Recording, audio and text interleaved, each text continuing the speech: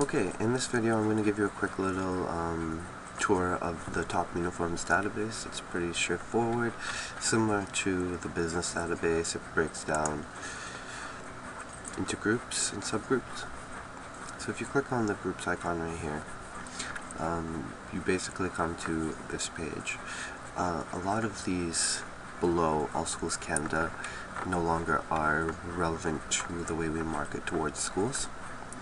So you're primarily just going to be using this first group, and then it breaks down into two different subgroups, one by province and one by subgroups. The provinces are pretty straightforward. These are all the provinces we market towards. As you can see, we don't do anything with Quebec and a lot of the territories. So if you were to click on one of the provinces, they should all be broken down as so. Where you see the high schools, the K to 8s and the K to 6s, and then you also see the sports just below. This goes for all the provinces that we have. The next subgroup that you want to also take a look at is all special groups. Special groups can be pretty much anything that's relevant to the way that we market.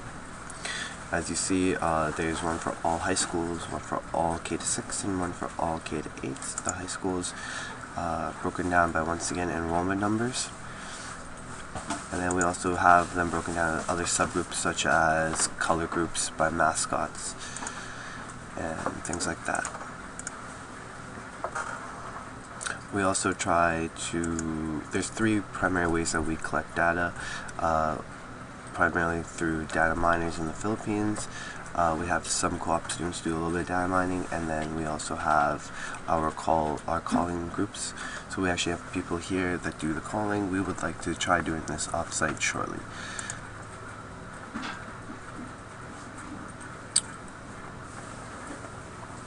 So if you were to actually click on one of these groups and just go in, for example, All High Schools Canada, it would bring you to list view, where you're able to choose what columns that you would want to see it from. Anything from, there's about 60 sports and 60 club groups that we have, from baseball, badminton to table tennis, anime club, and so on and so forth. If you want to get a more detailed view of the school, you just have to click on detailed view or do a double click on top of the company or school,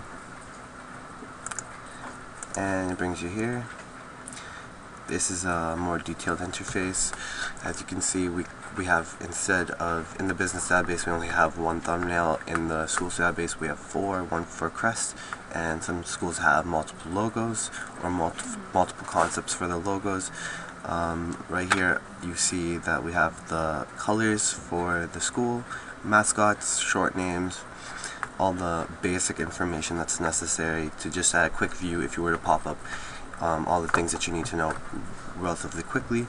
If you were to click on this tab right here, user fields, you get to see some of the actual contacts we have in the school and the social media that we have associated with the school as well, such as wiki pages, websites, staff sites, the principal's office admin, and so on and so forth. And then on the left hand side, these are some of the more relevant clubs that we market towards, such as visual arts and music. And then we have these four tabs right over here, the clubs and the sports tabs. So if we actually have any contacts in the school for any clubs or sports, you would find their full name here as well as their email address ideally.